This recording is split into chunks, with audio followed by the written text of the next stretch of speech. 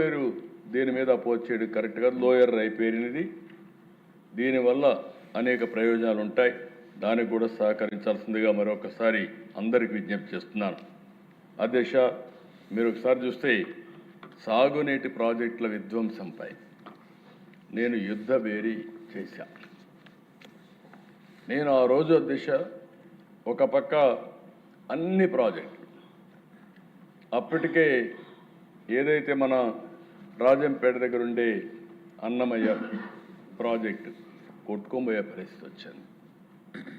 అదే మరి నేను గుండ్లకమ్మ ప్రాజెక్ట్ గేట్లు పెట్టలేక నీళ్ళని వెళ్ళిపోతున్నాయి, కొట్టుకోబోయింది. ఆ గేటు పెట్టడానికి టెండర్ పిలిచారు. టెండర్ పిలిస్తే ఎవడు రాకపోతే 2 సీజన్ల ఒక గేటు పెట్టలేని పరిస్థితి, ప్రభుత్వం పైన విశ్వాసం లేకుండా కాంట్రాక్టర్లు ఎవరు ముందుకు రాని పరిస్థితి. అక్కడి నుంచి పోలవరం డయాఫామ్ వాల్ కొట్టుకోబోయే పరిస్థితి, దాన్ని ఐడెంటిఫై చేయని పరిస్థితి. అదే మరిగా మీకు ఇప్పుడే చెప్పాను, చింతలపూడి ఒక ప్రాజెక్టు కాదు, అన్ని ప్రాజెక్టులు కూడా సమస్యల్లో ఉంటే నేను ఆ రోజు యుద్ధ వేరు పెట్టి ప్రారంభించింది ముచ్చుమర్రి దగ్గర ప్రారంభించాను.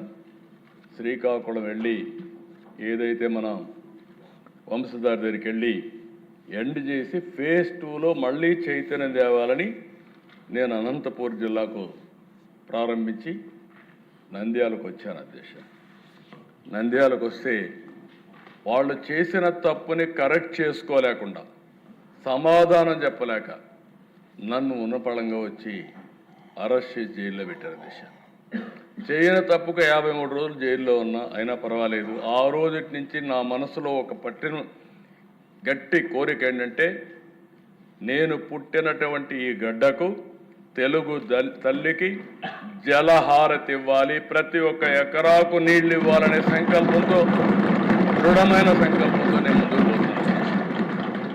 నీళ్లుంటే అన్ని సమస్యలు పరిష్కారం చేయగలుగుతాం.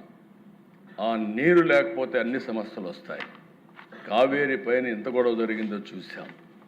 ఇంకొక పక్కన ఈరోజు కొంతమంది రాజకీయం కోసం నీటి సమస్యలు తీసుకొస్తున్నారు. కానీ మన చేతుల్లో ఉండే పనులు మనం చేయకుండా ఎక్కడికక్కడ ఇవన్నీ కూడా సమస్యలను జట్లం చేసుకునే పరిస్థితికి వస్తున్నాం. అందుకే ఈరోజు చెప్తున్నా, మళ్ళీ చెప్తున్నా, ఈరోజు మనందరి బాధ్యత వాటర్ సెక్యూరిటీ.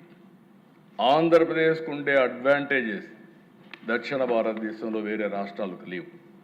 అయితే ఈ సంకల్పాన్ని మీ పరిధిలో పూర్తిగా మీరు ముందు తీసుకుపోగలిగితే నదుల అనుసంధానం, రెండోది భూమిని జలాశయంగా మార్చడం, వాటర్ కన్జర్వేషన్ చేయడం, అల్టిమేట్గా ప్రతి ఒక్క ఎకరాకు నీళ్ళు ఇవ్వగలిగి, ఇండస్ట్రీకి నీళ్ళు ఇవ్వగలిగి, అదే మరిగా అష్యూర్డ్ వాటర్ నుంచి ప్రతి ఇంటికి కానీ ట్యాప్ ద్వారా వాటర్ ఇవ్వగలిగితే దానికంటే మించినటువంటి అభివృద్ధి లేదు.